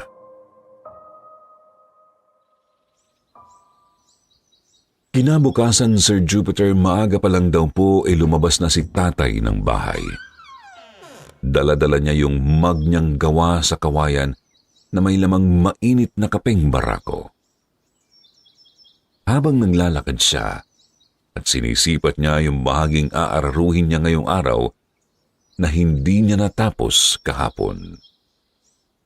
Sa paglalakad daw po ni tatay, bigla na lang siyang napalingon dun sa malaking puno ng mangga na nadaanan niya kahapon. Tapos bigla niyang naalala yung nangyari. Napatitig daw po tuloy siya dun sa punong yun ng mga ilang segundo. Tapos ganun na lang ang sobrang gulat niya nung nakita niyang bigla na lang daw pong may isang malaking ibon na lumipad palayo galing dun sa likod ng mayayabong na dahon ng punong mangga. Napangangapangaraw po si tatay. Sobrang bilis daw po kasi ng paglipad nung napakalaking ibong yun na mukhang malaking kuwago na may maliit lang namang pakpak. Talagang kumalabog daw pong bigla ang puso niya. Kung ngayon lang umalis yung nilalang na yun doon sa punong mangga, ibig sabihin, kagabi pa rito minamatyagan si nanay doon sa bahay nila. Kinilabutan daw pong bigla si tatay ng matindi nang maisip niya yun. Halos hindi raw po siya nakapagtrabaho ng maayos ng araw na yun. Pabalik-balik siya sa bahay at mayat maya niyang tinitingnan kung ayos lang ba si nanay. Nagtataka na nga raw po si nanay nun Nagdahilan na lang daw po si tatay na masama ang tiyan niya. Kaya panay ang pagbabanyo niya. Kaya kalaunan, pinatigil na lang siya ni nanay sa pag-aararo. Ang sabi raw po nito ay magpahinga na lang muna siya ngayong araw at pumayag naman si tatay. Mga bandang 2:00 daw po ng hapon noon, nakahiga si tatay sa duyang ginawa niya sa loob ng kanilang kubo habang pinanonood niya ang nanay ko na nagtutupi ng damit. Bigla na lang daw po siyang kinausap ni nanay at ang sabi ay may sasabihin daw siya kay tatay. Sumagot naman ang tatay ko. Tinanong si nanay kung ano yun, pero mga ilang segundo raw munang tumahimik si nanay bago siya ulit nagsalita. Sabi raw po ni nanay, kagabi raw habang naghuhugas siya ng platong pinagkainan nila, mga bandang 8:00 ng gabi, bigla na lang daw po siyang may natanaw na malaking aso doon mismo sa gitna ng palayan. Meron po kasing bintana yung tapat ng lababo namin noon, Sir Jupiter. Maliwanag din daw po kasi ang buwan noon. Tapos, nangingintab daw yung balat ng aso. Kaya kitang-kita niya ito. Akala raw po ni nanay, normal na aso lang yun nung una. Pero nagtaka raw po siya kasi parang mas matangkad pa yun sa kanya. Tapos maya-maya raw po, bigla na lang itong lumipad palayo at dumapo dun sa may punong mangga na katapat naman mismo ng bintana nila sa may salas. Siyang uwi naman po ni tatay noon kaya sa totoo lang, alam naman na raw ni nanay ang dahilan. kung bakit biglang naghagis ng asin at nagsabit ng bawang si tatay kagabi. Ang sabi naman daw ni tatay, huwag daw matakot si nanay dahil babantayan niya naman daw silang mag-ina. Ngumiti lang naman daw po si nanay noon at sinabing hindi naman daw siya natatakot eh. Ang totoo nga raw po niyan, mas nakakampante pa nga raw siya ngayon. Nagtaka naman po si tatay sa sinabing yun ni nanay. Tinanong niya kung anong ibig sabihin nito. Huminga raw po ng malalim ang nanay ko, Sir Jupiter. Pagkatapos sa oras na yun, ay inamin niya mismo kay tatay ang isang sikreto na matagal din daw pong itinago ng pamilya nila. Matagal na panahon na raw po ang nakakalipas. Nakatira pa raw po sina nanay noon sa Quezon Province nang magtrabaho raw po ang panganay na kapatid ni nanay sa bandang Visayas. Itago na lang po natin siya bilang Tio Menong. Mga ilang taon din daw po itong nagtrabaho sa malayo, pero pag-uwi daw po ni Tio Menong ay kakaiba na raw ang kanyang ikinikilos. Hindi na raw po ito normal, sabi ni nanay. Takot na raw po kasi ito sa araw, tapos sobrang hilig na raw po nito sa karning hilaw. Napapansin daw po nila na umiiwas itong makakita ng buntis o di kaya ay mga taong may sakit. Sa sobrang pagtataka raw po ng mga magulang nila ay pilit nilang pinaamin si Tio Menong kung ano ba ang nangyari sa kanya sa Visayas. Doon na raw po ito nagsabi ng totoo. Nayanggaw daw siya. Ang sabi ni Tio Menong, meron daw po kasi siyang isang kasamahan sa trabaho na nakaaway niya at napagsalitaan niya ng hindi maganda. At bilang ganti raw po ay bigla siya nitong dinuraan sa mukha. Sa mismong bibig daw po ni Tio Menong sumakto yung laway ng kaaway niya. Kaya galit na galit siya at halos sugurin niya ito kung hindi lang siya pinigilan ng iba pa nilang kasamahan sa trabaho. Ang hindi raw po akalain ni Tio Menong iba na pala ang ibig sabihin ng pagdurang iyon nito sa kanya. Makalipas lang daw po kasi ang isang linggo ay bigla na lang daw namatay yung nakaaway ni Tio Menong sa hindi malamang dahilan. Simula daw po noon may kakaiba nang nangyari sa kanyang katawan. Nauuhaw siya sa dugo. Nagugutom siya sa laman. Natatakam siya sa buntis.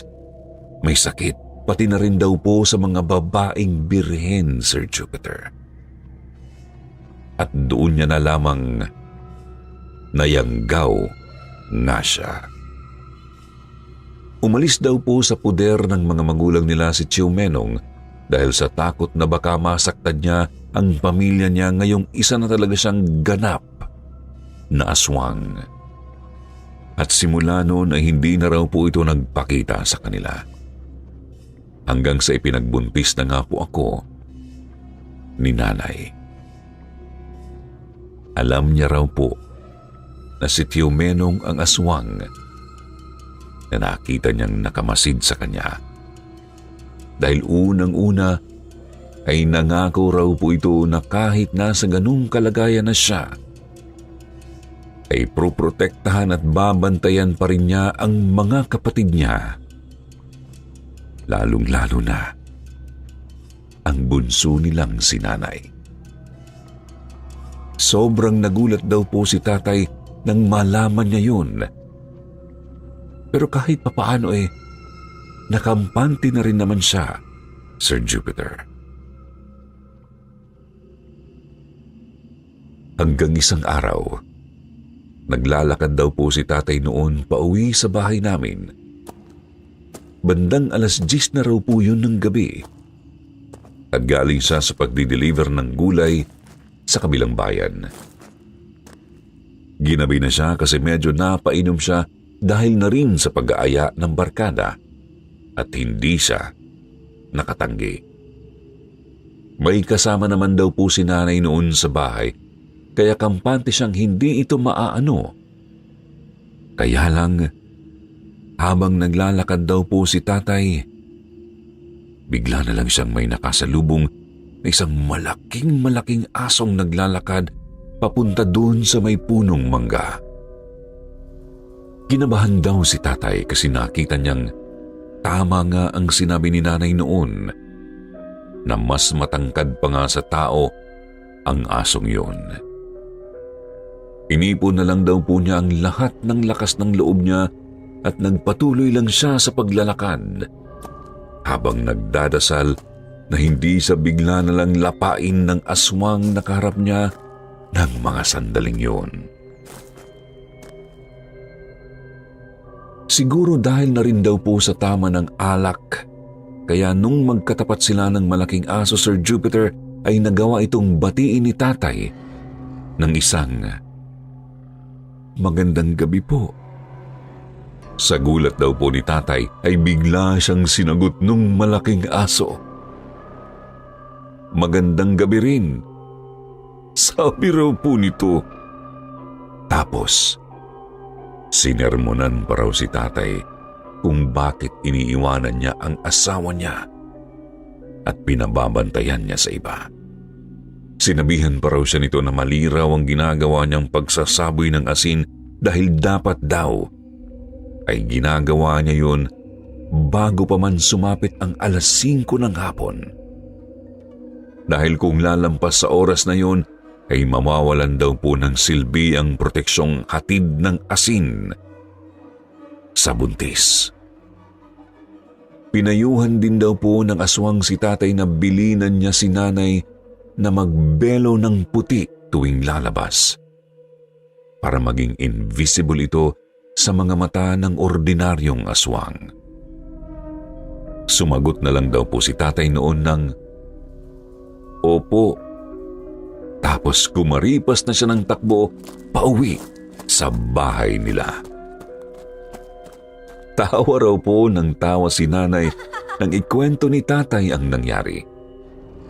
Hindi naman daw po alam ni tatay kung matatakot ba siya o magpapasalamat dahil umaaligid sa bahay nila ang aswang hindi para kainin ng mag-ina niya, kundi para bantayan sila.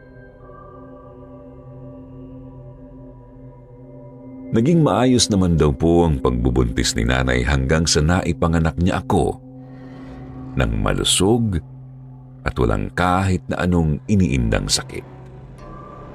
Simula noon nawala na ulit si Tio Menong at hindi na naman nagpakita. Hanggang sa muli na naman pong nagbuntis si nanay sa bunso kong kapatid.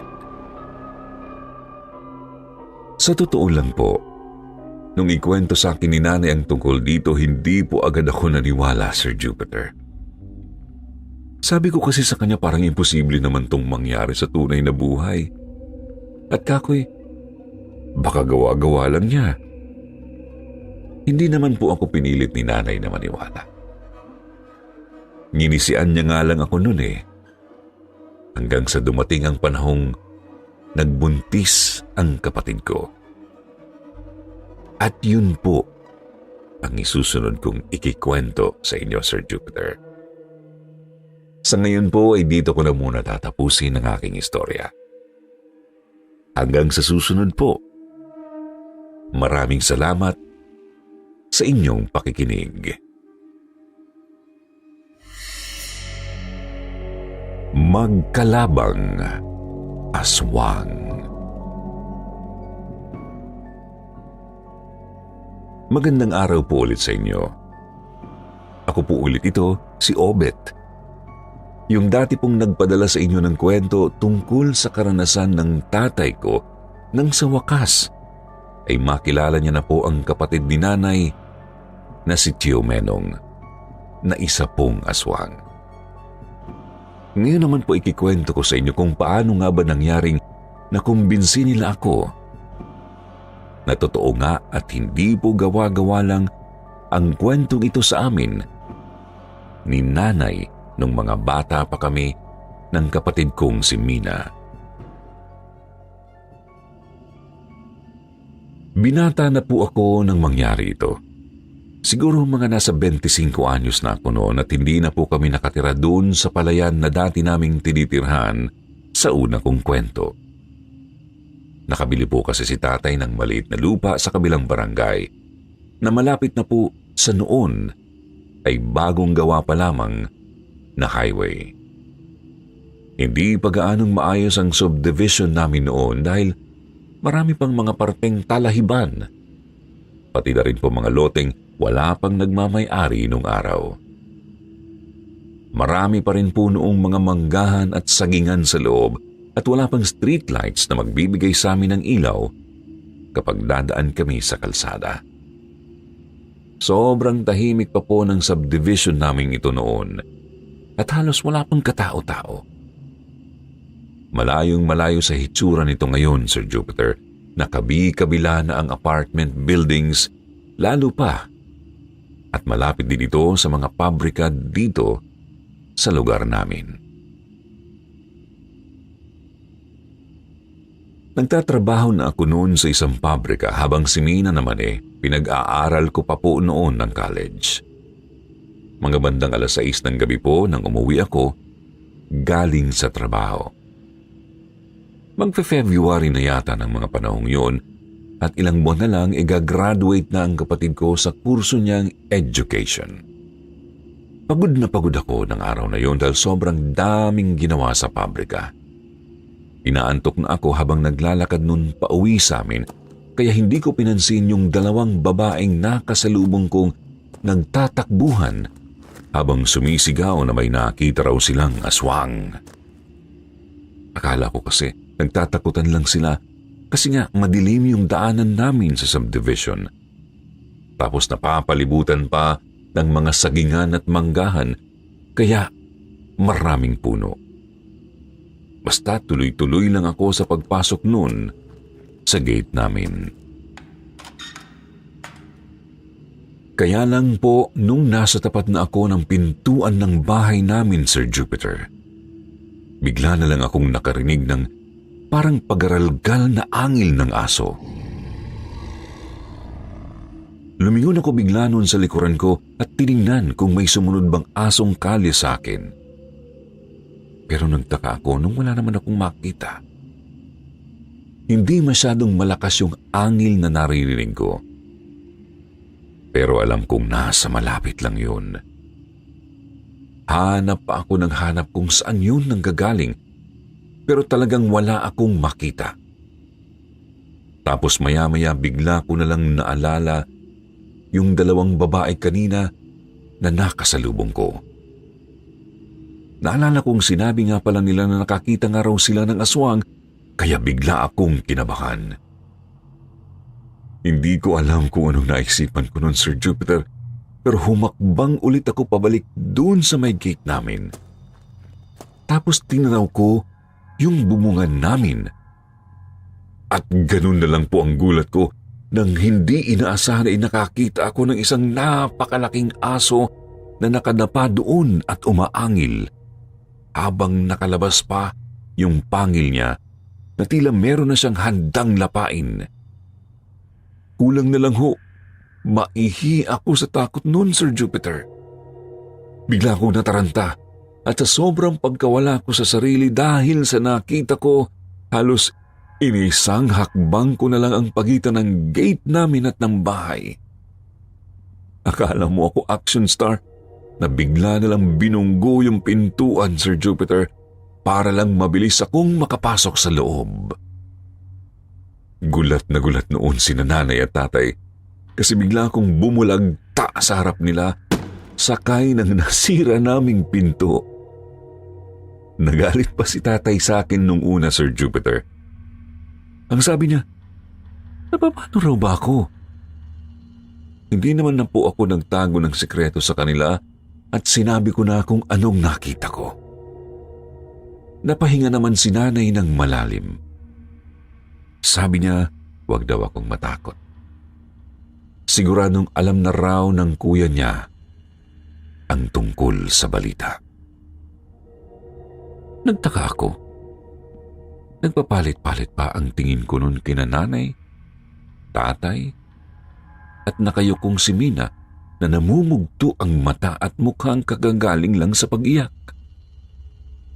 Nagtanong ako sa kanila kung anong problema at ano ba ang ibig nilang sabihin.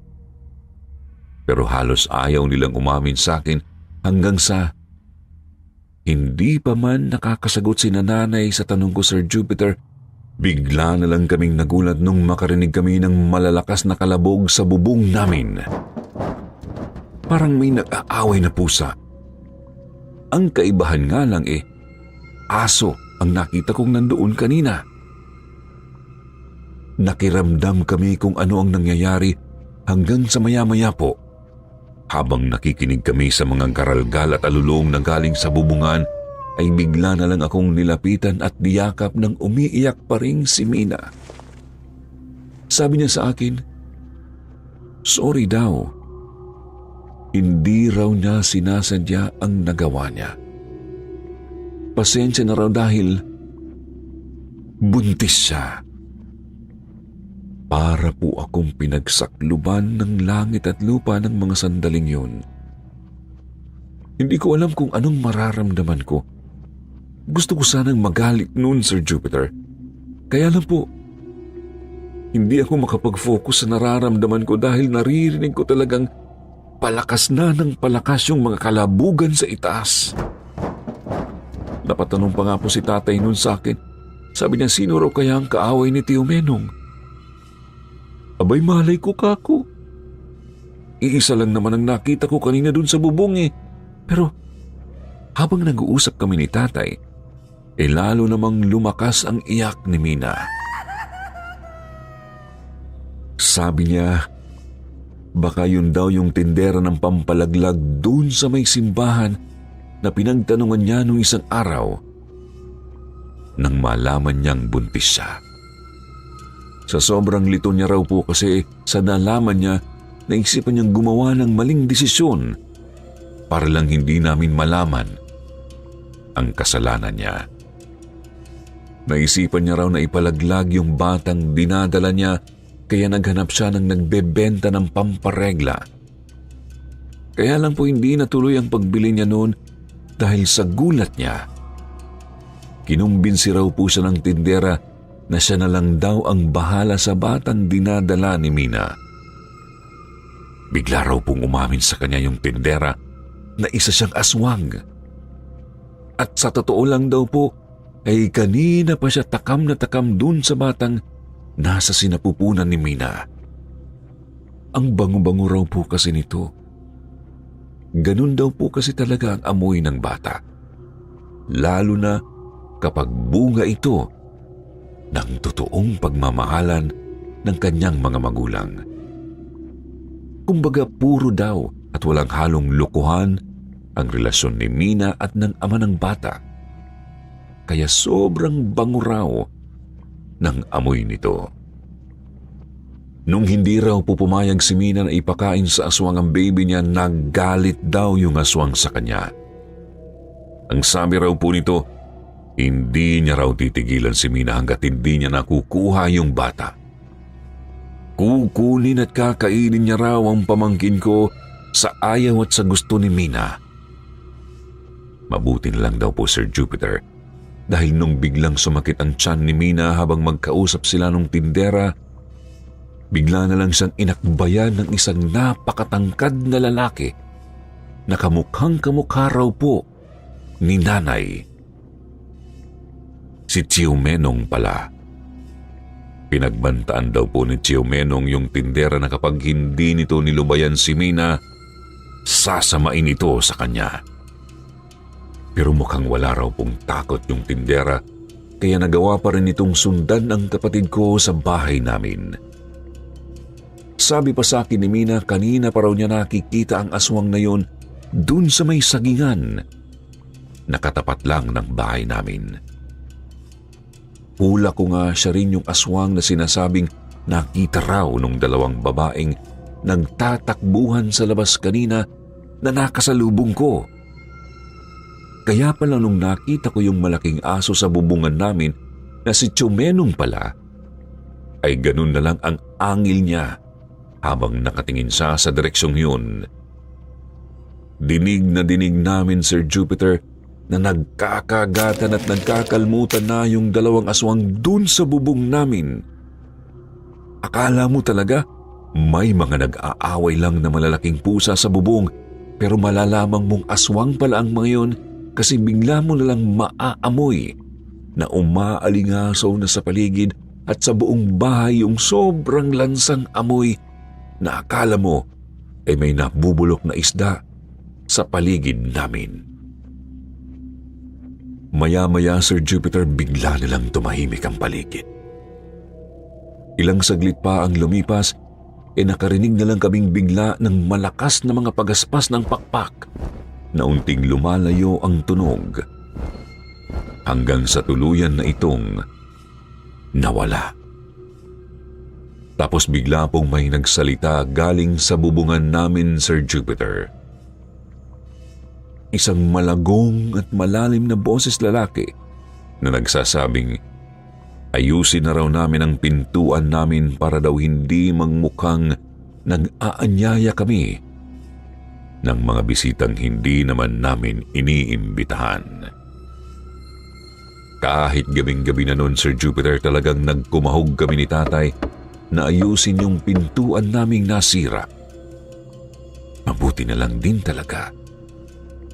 Malalayo pa ang agwat ng bahay noon sa subdivision namin dahil nga po, kakaunti pa lang noon ang nakatira dito. Matapos naming ayusin yung pintuan, hindi naman na kami nakarinig pa ng kahit na anong ingay sa bubungan. Pero alam naming may aswang na nagbabantay doon buong magdamag. Si Tio Menong.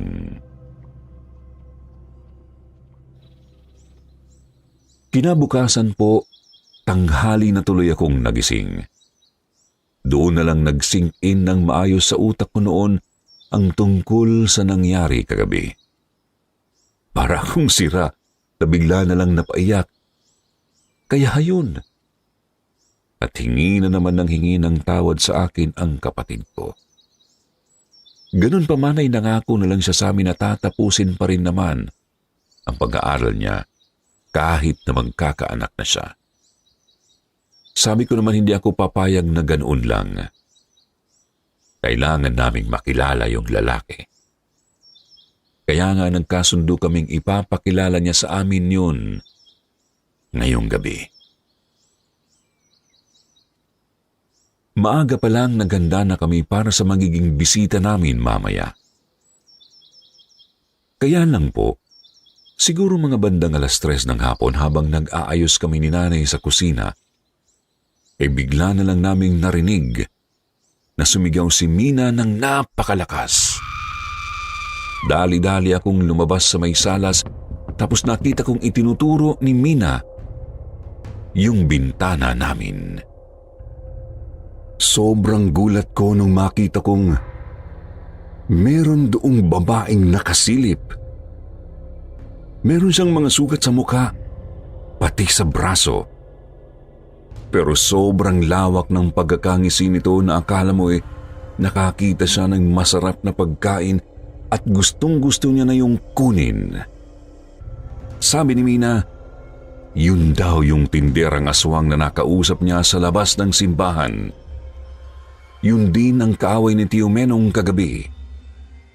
Sinubukan ko nga po siyang batuhin noon habang si tatay naman ni Akmang lalabas na sana ng bahay para habulin yung babae. Nang bigla na lang itong napalingon sa gate namin at kumaripas ng takbo. Yun pala meron isang matangkad at matipunong lalaking pumapasok sa gate namin na kamukhang kamukha ng nanay ko. Si Tio Menong po yun, Sir Jupiter. Para nga akong timang nung makaharap ko siya kasi hindi ako halos makapagsalita. Ang sabi niya sa akin, alagaan ko raw ang kapatid ko tulad ng pag-aalaga niya sa nanay ko kahit na malayo siya sa amin. Tumangulang ako kasi natatakot nga po ako sa kanya noon. Meron siyang ibinigay sa kapatid ko, Sir Jupiter, na isang kulay pulang telang nakabilot at parang may kung anong laman sa loob. Hindi ko alam kung anong laman noon dahil kabilin-bilinan ni Tio Menong sa amin na huwag daw naming bubuksan yun at hayaan lang namin yung nakabalot. Sabi niya huwag daw aalisin ni Mina yun sa katawan niya habang buntis siya dahil marami raw talagang aswang na naninirahan dito sa lugar namin. At yun ay isang mabisang proteksyon laban sa mga ito. Sinunod naman ni Mina yun at kahit kailan ay hindi na po siya ginambala ng aswang. Simula nun, Sir Jupiter, talagang naniwala na ako sa kwento ni Nanay tungkol sa kapatid niya. Yun na po ang huling beses na nakita ko si Tio Menong. Pero alam kong nandyan pa rin siya sa paligid namin at nagbabantay. Nag-aabang ng panibagong mahal sa buhay na poproteksyonan niya sa pamamagitan ng sumpang ibinigay sa kanya noon ng dati niyang kaaway. Sa totoo lang po, Sir Jupiter, kapag naiisip ko ang kalagayan Tio Menong ay naaawa ako sa kanya. Wala siyang naging sariling pamilya dahil pinili niyang mag-isa at solohin na lang ang sinapit niya. Pero sa tingin ko naman po ay matagal na niyang tanggap ang sinapit niya. At ang sabi naman sa akin ni Nanay, kahit naman daw po ganun ang kuya niya, ni minsan ay hindi naman daw po ito tumikim man lang ng tao. Puro hayop daw po ang kinakain nito. Kaya nga po kahit kailan ay hindi umanib sa kahit na anong grupo ng mga aswang si Tio Menong. Bata pa lang daw po kasi sila ay talagang maprinsipyo na ito. Kaya nga po sa kabila ng lahat ng nangyari, ay hanga pa rin si Nanay sa kanyang kuya. Palagi niya ngang sinasabi sa akin na si Tio Menong daw ang tularan ko. Na sinang-ayunan ko naman po dahil nakita ko mismo kung gaano siya kabait. Sana, Sir Jupiter, ay nagustuhan niyo po itong kwento ko tungkol sa aking Tio Menong. Ibinahagi ko po ito sa inyo kasi gusto ko lang din pong sabihin na hindi naman po lahat ng aswang ay dapat nating katakutan. Maraming salamat po sa pakikinig niyo dito sa aking kwento, mga kasityo. Ako po ulit ito, si Obet. Magandang gabi po sa inyong lahat.